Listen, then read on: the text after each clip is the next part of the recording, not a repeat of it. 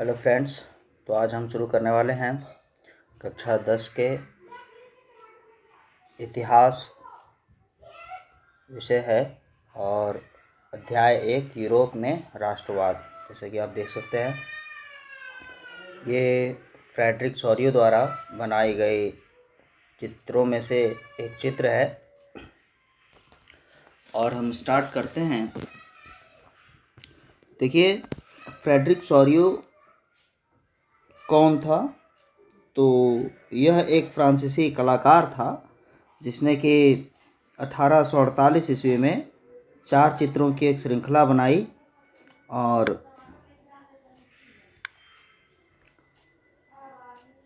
उसमें उसने अपने सपनों का संसार रचा, जो उसके शब्दों में जनतांत्रिक और सामाजिक गणतंत्रों से मिलकर बना हुआ था। ठीक है। और इसमें सबसे पहले यूरोप और अमेरिका के लोग दिखाए गए हैं। सभी उम्र और सामाजिक वर्गों के स्त्री और पुरुष एक लंबी कतार में स्वतंत्रता की प्रतिमा का वंदना करते हुए जा रहे होते हैं। इस चित्र में ये सभी कुछ दिखाया गया है। और आगे बढ़ते हैं। देखिए, कहता है कि आपको याद होगा जब हम लोग कक्षा 9 में फ्रांसीसी क्रांति पढ़े थे तो उसमें कलाकार स्वतंत्रता को महिला का रूप प्रदान किया करते थे। यहाँ भी एक महिला का रूपक इस्तेमाल किया गया है जो कि ज्ञानोदय की मशाल लिए हुए हैं। उसको पहचान सकते हैं। उसके एक हाथ में ज्ञानोदय की मशाल है और दूसरे हाथ में मनुष्य के अधिकारों की घोषणा पत्र। ठीक है। प्रतिमा के सामने जमीन पर निरंकुश संस्थानों के ध्वस्त अवशेष पड़े हैं, बिखरे हुए हैं। और सॉरियो के कल्पनादर्श, जिसको कल्पनादर्श को क्या कहते हैं हम, यूटोपिया भी कहते हैं। तो सॉरियो के यूटोपिया में दुनिया के लोग अलग राष्ट्रों के समूह में बटे हुए हैं और इनकी पहचान उनके कपड़ों और उनकी पोशाक से की हो जाती है।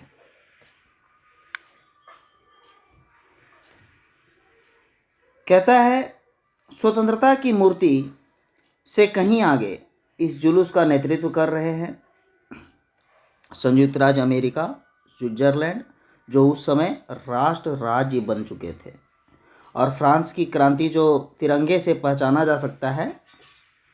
जो फ्रांसीसी क्रांतिकारी हैं वो उनके तिरंगे से पहचाना जा सकता है कि वो फ्रांसीसी हैं।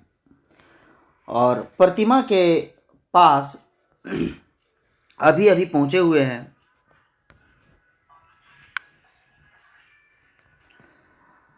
उसके पीछे जर्मनी के लोग हैं। ये काला, लाल और सुनहरा झंडा थामे हुए हैं।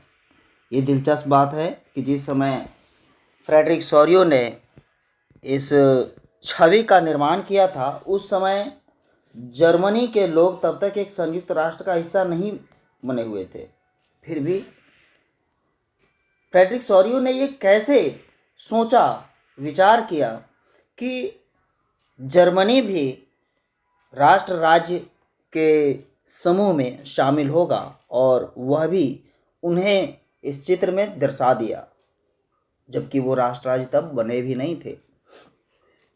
1848 की उदारवादी उम्मीदों की अभिव्यक्ति है। उनमें अनेक जर्मन भाषी रियासतों और प्रजातांत्रिक संविधान के अंतर्गत एक राष्ट्र राज्य में गठित करने की इच्छा थी। जर्मन लोगों के बाद ऑस्ट्रिया, 2 सिसिलियों की राजशाही, Lombardy, Poland, England, Ireland, Hungary, रूस, ये सभी लोग हैं। और ऊपर स्वर्ग से ईसा मसीह, संत, फरिश्ते इस दृश्य पर नजरें जमाए हुए हैं।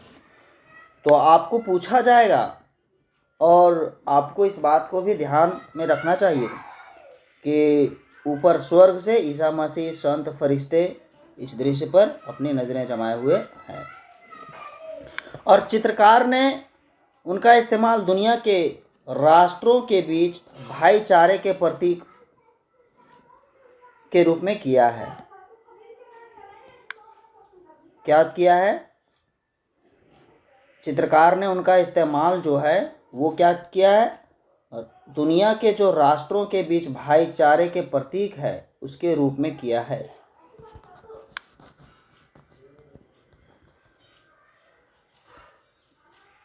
बाकी बात इसको छोड़ दीजिए, आप थोड़ा सा यहाँ देख लीजिए। ये एक शब्द है निरंकुशवाद। तो ये निरंकुशवाद क्या होता है, आप इसको देखेंगे। देखिए निरंकुशवाद क्या है, तो निरंकुशवाद एक ऐसी सरकार या शासन व्यवस्था जिसकी सत्ता पर किसी प्रकार का कोई अंकुश नहीं होता है, उसे क्या कहते हैं, निरंकुशवाद कहते हैं। और इतिहास में ऐसी राजशाही सरकारों को निरंकुश सरकार भी कहा जाता है। ये अत्यंत केंद्रीकृत होते हैं, सैन्य बल पर आधारित होते हैं, और ये दमनकारी सरकारें भी होती हैं। इसी तरह से और आगे बढ़िए तो देखिए कल्पनादर्श, यूटोपिया। आपको अभी हमने बताया कि फ्रेडरिक सॉरियो ने 4 चित्रों की श्रृंखला 1848 ईस्वी में बनाई थी, और जो उसने कल्पना करके एक ऐसे समाज का कल्पना किया जो वास्तविक दुनिया में उसका साकार हो पाना असंभव था। तो ऐसे कल्पना को क्या कहा जाता है, कल्पनादर्श या यूटोपिया कहा जाता है। देखिए एक ऐसे समाज की कल्पना जो इतना आदर्श है कि उसका साकार होना लगभग असंभव होता है, यूटोपिया या कल्पनादर्श कहलाता है। और आगे बढ़ते हैं। देखिए एक और है यहाँ अर्नेस्ट रेनन। तो ये अर्नेस्ट रेनन है, और ये अर्नेस्ट रेनन कौन है, क्या है, इसके बारे में हम लोग जानेंगे। कहता है फ्रांसीसी दार्शनिक है। ये कौन है, तो ये फ्रांसीसी दार्शनिक है अर्नेस्ट रेनन, जिनका जन्म 1823 में हुआ और इनका मृत्यु 1892 में होता है।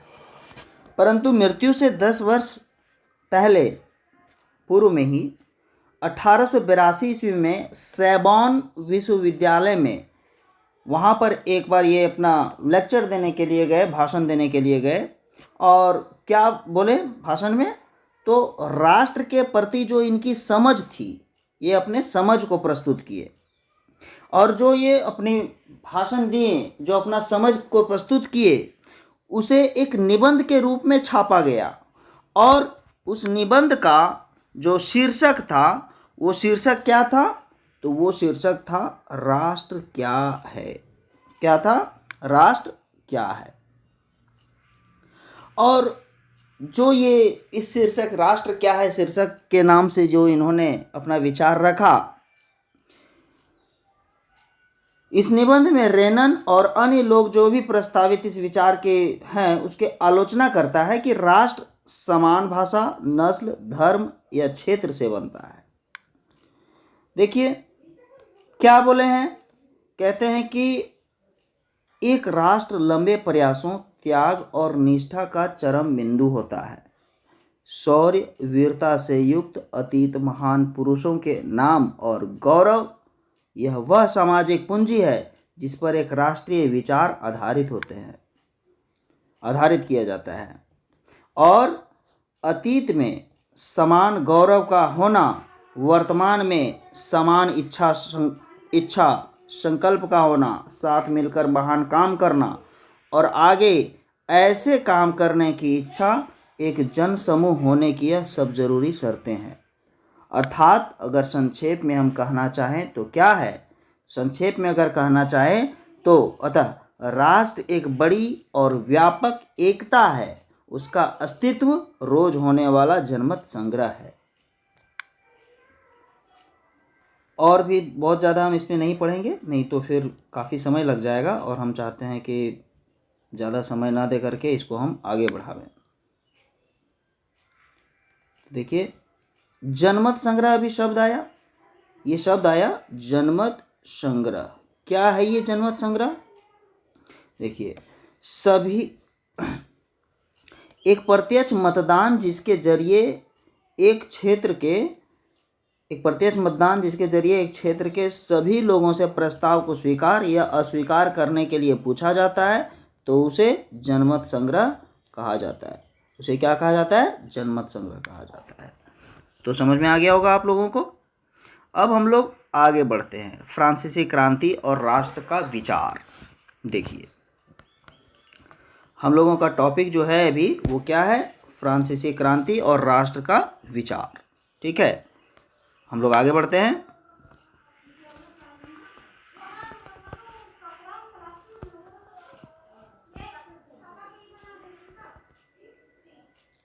देखिए, राष्ट्रवाद का जो पहला अभिव्यक्ति हुआ है वो 1789 ईस्वी में हुआ, फ्रांसीसी क्रांति के साथ हुआ था। और हम लोग क्लास 9 में पढ़े थे, वो याद होना चाहिए। 1789 में फ्रांस एक ऐसा राज्य था जिसके संपूर्ण भूभाग पर निरंकुश राजा का आधिपत्य था। एक निरंकुश राजा था जो शासन कर रहा था। और फ्रांसीसी क्रांति से जो राजनीतिक और संवैधानिक बदलाव हुआ, उनसे प्रभुसत्ता राजतंत्र से निकलकर फ्रांसीसी नागरिकों के समूह में आ गई, उनके हाथों में आ गया था। और जो ये क्रांति हुआ, इस क्रांति ने कुछ घोषणा किया। क्या घोषणा किया? घोषणा किया कि अब लोगों द्वारा राष्ट्र का गठन होगा और वे ही उसके नियत तय करेंगे। यानी अब फ्रांस के साथ क्या होना है, नहीं होना है, ये अब यहाँ के लोग तय करेंगे, न कि कोई निरंकुश राजा। देखिए, शुरू से ही फ्रांसीसी क्रांतिकारियों ने बहुत सारे ऐसे कदम उठाए जिनसे फ्रांसीसी लोगों में एक सामूहिक पहचान की भावना पैदा हो सकती थी। जैसे क्या क्या काम किए हम आपको बताते हैं, ध्यान से देखिए। तो सामूहिक पहचान की भावना पैदा हो सके, इसके लिए उन्होंने सबसे पहले पितृभूमि और नागरिक जैसे विचारों ने एक संयुक्त समुदाय के विचार पर बल दिया। इन्होंने सबसे पहले क्या किया? तो पितृभूमि और नागरिक का विचार लाया। इससे संयुक्त समुदाय के विचार पर बल दिया गया। ठीक है, संविधान के अंतर्गत समान अधिकार प्राप्त थे, ऐसे विचार लाए। पितृभूमि और नागरिक जैसे विचार जो संयुक्त समुदाय के विचार पर बल दिया, जिसे एक संविधान के अंतर्गत समान अधिकार प्राप्त हो। ठीक है, अतः क्या किया गया इसके लिए? तो सबसे पहले एक फ्रांसीसी झंडा तिरंगा चुना गया। ठीक है, सबसे पहले एक फ्रांसीसी तिरंगा झंडा चुना गया जो फ्रांस का झंडा होगा। और पहले क्योंकि राजा था, राजतंत्र था, तो राजतंत्र का झंडा था। अब यह राजतंत्र नहीं रह गया, तो राजतंत्र के जगह में एक नया तिरंगा झंडा जो फ्रांसीसी झंडा था, तिरंगा झंडा, उसने राजध्वज की जगह ले ली। और क्या किया गया? स्टेट जनरल का चुनाव सक्रिय नागरिकों के समूह द्वारा किया जाने लगा और उसका नाम बदलकर क्या रखा गया? National assembly. ठीक है, जो स्टेट जनरल का चुनाव किया गया सक्रिय नागरिकों के द्वारा, उसके सक्रिय नागरिकों के समूह द्वारा स्टेट जनरल का चुनाव किया जाने लगा और उसका नाम बदल करके नेशनल असेंबली रख दिया गया। नई नई स्तुतियाँ रची गई, शपथें लिया गया, शहीदों का गुणगान किया गया, और ये सब जो कुछ भी हो रहा था वो सब राष्ट्र के नाम पर हो रहा था। किसके नाम पर? राष्ट्र के नाम पर हो रहा था।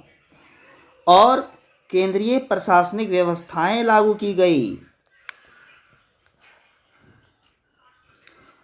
इससे अपने भूभाग में रहने वाले सभी नागरिकों के लिए समान कानून बनाए।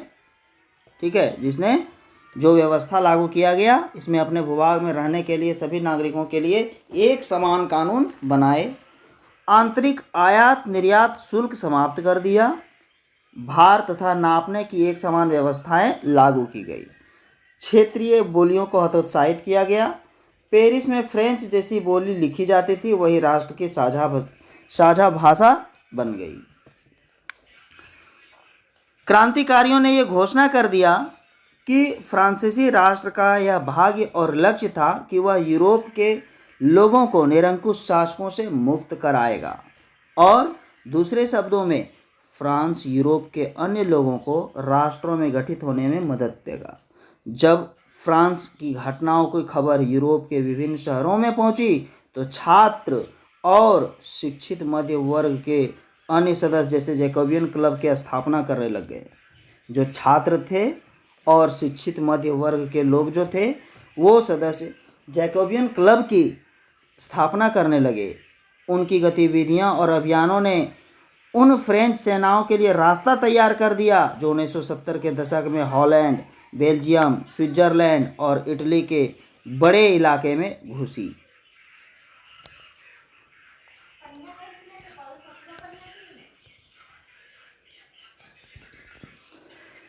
क्रांतिकारी युद्धों के शुरू होने के साथ ही फ्रांसीसी सेनाएं राष्ट्र के विचार को विदेश में लेकर जाने लगी। नेपोलियन के नियंत्रण में जो विशाल क्षेत्र आया वहां उसने बहुत सारे ऐसे सुधारों की शुरुआत की जिन्हें फ्रांस में पहले ही आरंभ किया जा चुका था। यानी कि नेपोलियन ने पहले ही फ्रांस में जो शुरुआत किया, जो सुधार किया, वो उन सभी जगहों में अब करने लगा जो नेपोलियन के हाथ में जो क्षेत्र आता था। फ्रांस में राजतंत्र वापस लेकर नेपोलियन ने निस्संदेह वहां प्रजातंत्र को नष्ट कर दिया था। तो फ्रांस में क्या किया, राजतंत्र को वापस नेपोलियन अपने हाथ में ले लिया और जो वहां प्रजातंत्र था उसे नष्ट कर दिया। मगर प्रशासनिक क्षेत्र में उसने क्रांतिकारी सिद्धांतों का समावेशन किया था। पूरी व्यवस्था अधिक तर्कसंगत और कुशल बन सके, इसके लिए उन्होंने काम किया। देखिए 1804 की नागरिक संहिता के बारे में सवाल पूछता है और ये आप लोगों को याद भी रहना चाहिए। 1804 की नागरिक संहिता, और इसे क्या कहा जाता है, तो नेपोलियन की संहिता भी इसे कहा जाता है। ठीक है, इसे नेपोलियन की संहिता भी कहा जाता है।